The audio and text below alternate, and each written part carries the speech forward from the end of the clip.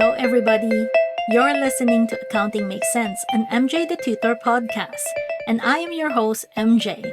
In this podcast, we are focused on helping accounting students all over the world by offering a quick warm up on various accounting and business topics, hoping to generate bigger discussions and conversations around them. If you are a CIMA student right now, then this episode is for you.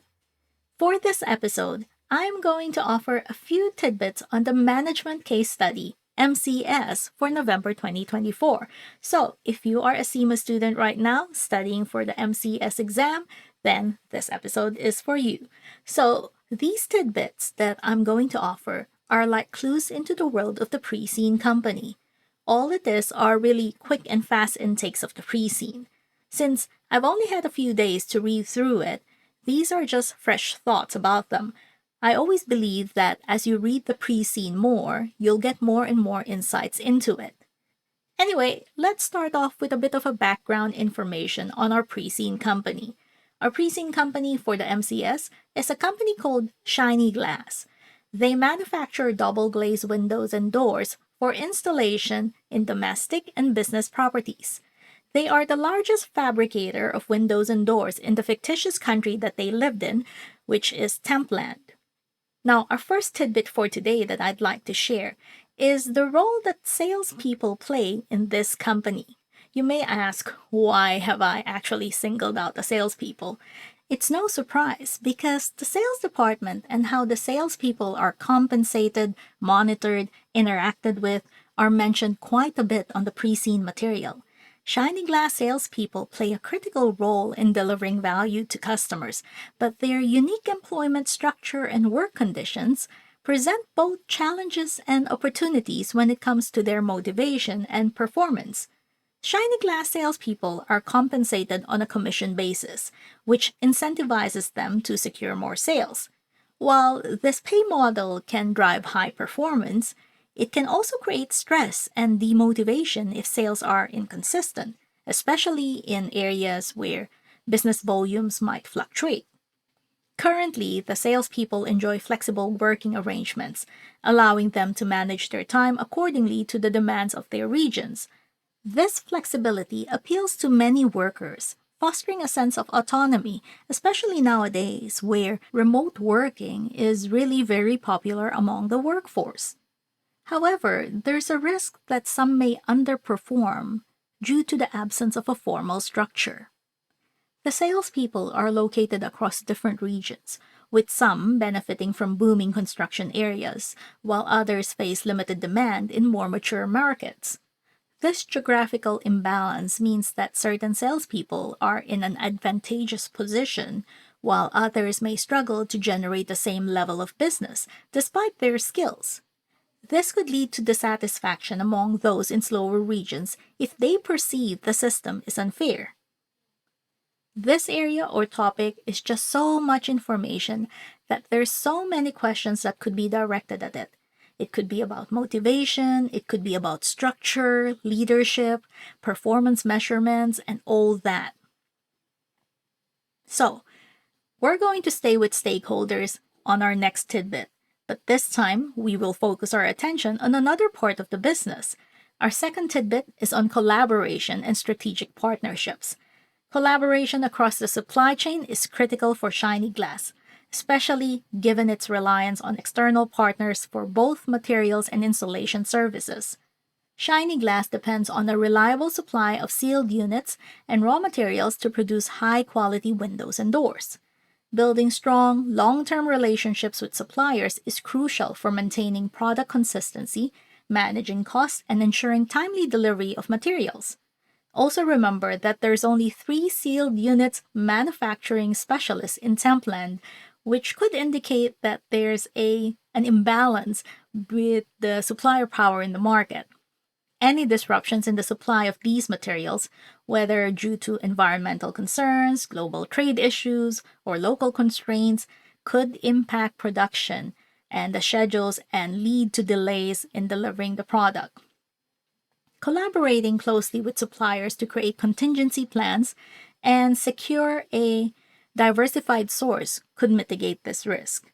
Now, there's also the other part of this where There's an increasing public scrutiny over the environmental impact on manufacturing. Shiny Glass might need to collaborate with suppliers to ensure that their processes are energy efficient and environmentally responsible. This could also provide an opportunity to co-market sustainable products, enhancing our company's reputation. Now, I want to talk about the other end of the process, which is the installers. Installers are integral partners in ensuring that the final customer experience meets the company's standards, completing the value chain by providing reliable and timely service. These installers need to consistently meet quality standards. Shiny Glass can focus on collaborative growth. This could include sharing insights on market trends or customer preferences that enable the installers to optimize their services. This creates a mutually beneficial environment where both parties are actually benefiting with a stake in growing both businesses. Shiny Glass and its installers can focus on increasing operational efficiency. This could involve optimizing scheduling, route planning, or reducing the time taken for each installation. By collaborating on these improvements, installers can complete more jobs per day, boosting their earnings, but at the same time, they are not sacrificing the quality that Shiny Glass needs its brand to actually represent. The third tidbit that I'd like to share is perhaps on product differentiation, or the lack thereof, and how we are going to gain an edge from competitors. While Shiny Glass is at the top of its game, there is not much product differentiation between the top four. There may be some that focus a bit more on costs and others that focus on quality, but most fabricators provide much of the same thing. I think we edge a little bit because of the reputation and history of the brand. We are known throughout the country and we've been in business for a very long time. But in order to differentiate, we may have to think outside of our current focus or maybe innovate a little bit. Under innovation, we need to determine what the customer needs. We could look at the following innovation. Think like smart windows, where the windows could be adjusting the light levels automatically. That could be an opportunity.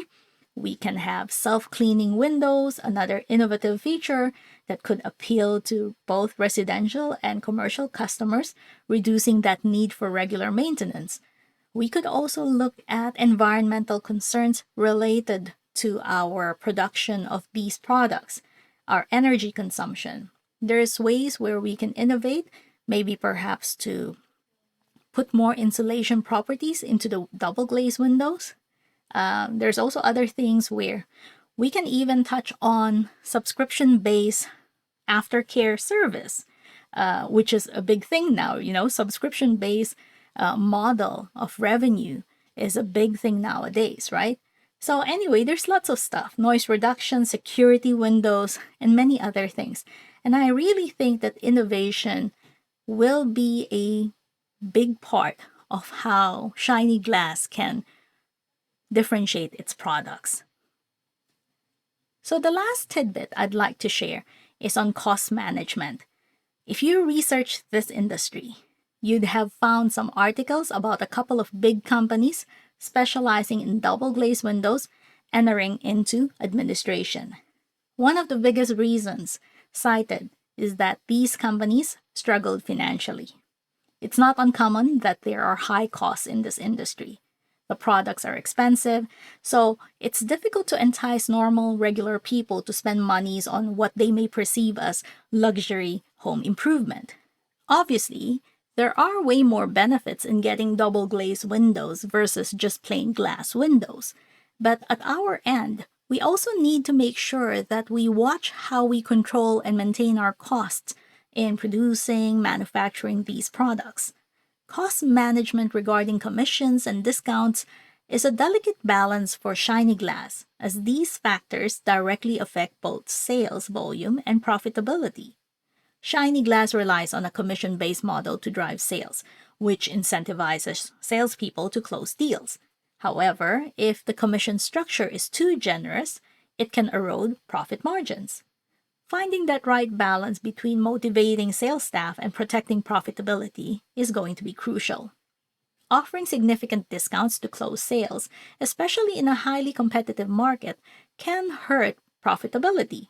While discounts can drive volume, they may come at the cost of reducing the overall profitability as well.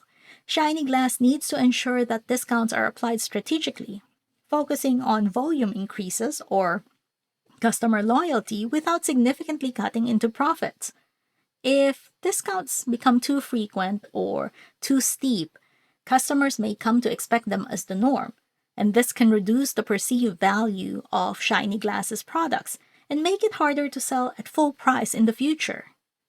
A clear discounting strategy is probably essential here to prevent discounting from becoming a permanent expectation. Shiny Glass already limits commissions payout on highly discounted sales to avoid this double hit on the profitability side, but we could also probably explore offering discounts on bundled packages. We could partner with our installers where we offer the product, the window, or the door together with a subscription model of the aftercare service.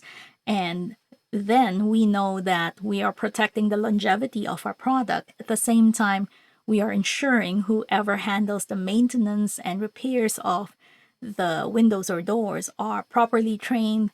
They will take care of them appropriately.